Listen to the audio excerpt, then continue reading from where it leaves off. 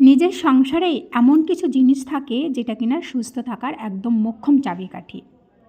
Hello everyone, good morning. তারপর বলো, কেমন আছো তোমরা?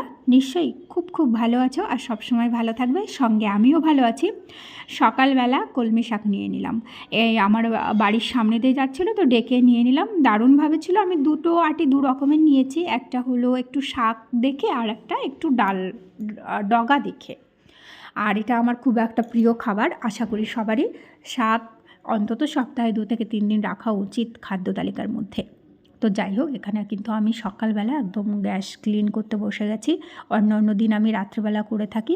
আজকে গত রাত্রে যেহেতু করিনি, তো সকালবেলা করে নিচ্ছি। আর এখানে চায়ের জন্য কাপগুলোও ধুয়ে নিচ্ছি। আর তোমাদের সঙ্গে কাজ করব, ঘরের কাজগুলো করব, আর অবশ্যই গল্পও করব যে কোন কোন বিষয়গুলো যদি আমরা ঘরের বা সংসার থেকেই কিছু বিষয় বেছে নিয়ে করতে পারি, তাহলে কিন্তু যেমনই মেন্টালি সুস্থ থাকতে পারি।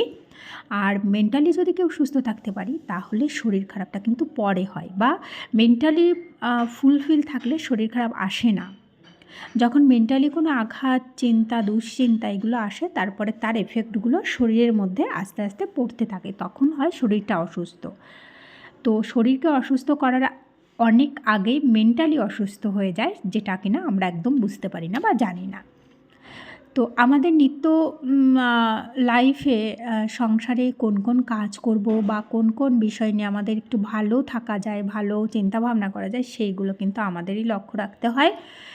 আর আমাদের সংসারের পুরুষেরা কিন্তু বাইরে থাকে সবসময় উপার্জনের চাহিদায়। তো যাই হোক, সেই সব নিয়ে তোমাদের সঙ্গে গল্প করব। তার আগে বলি, কাপগুলো কিন্তু আমার মাজা হয়ে গেছে তোমাদের সঙ্গে গল্প করতে করতে। আর এদিকে আমি একটু চা বসিয়ে নেবো, তারপর পরপর করে রান্না রয়েছে, রান্না করব।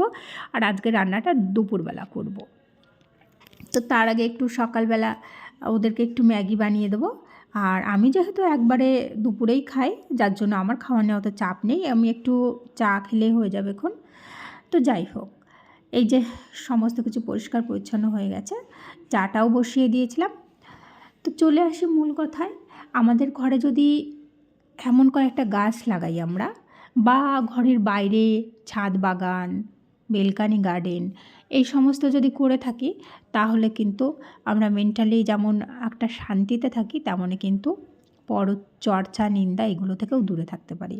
হ্যাঁ, তাই বলে এমন নয় যে আমি সামাজিকভাবে কারোর সঙ্গে মিশবো না বা পাড়া পড়শি কারোর সঙ্গে কথা বলবো না, সেরকমটা কিন্তু নয়। সবার সঙ্গেই চলতে হবে। সমাজে যখন বাস করি, সব্বাইকে নিয়ে চলতে হবে।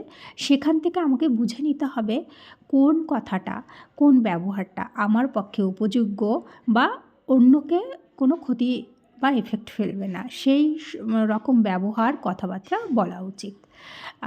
এবার দেখা গেল এমন একটা কথা বললাম বা শুনলাম, সেটা নিয়ে পরবর্তীকালে গণ্ডগোলের সৃষ্টি হয়। সেগুলো থেকে তো আমাদের সাবধান থাকতেই হবে।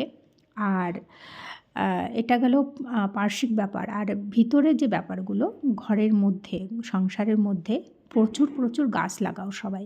গাছ লাগালে দেখবে ওদের প্রতি একটা আলাদা ধরনের ভালোবাসা জন্মাবে। ওরা যখন কুঁড়ি থেকে ফুলটা দেবে, তখন পুরো একদম সম্পূর্ণ আনন্দ নিজের মধ্যে চলে আসবে যে আমি ছোট্ট গাছটাকে লাগিয়ে আজকে বড় হয়েছে, আজকে ফুল দিয়েছে। এত ভালো লাগবে না, মনটা খুশি হয়ে যাবে। আর যার মন যত সুস্থ, সে ফিজিক্যালিও ততটাই সুস্থ। কিন্তু মন খারাপের থেকে সমস্ত অসুখ বিসুখের সৃষ্টি, অথচ আমরা বুঝতে পারি না।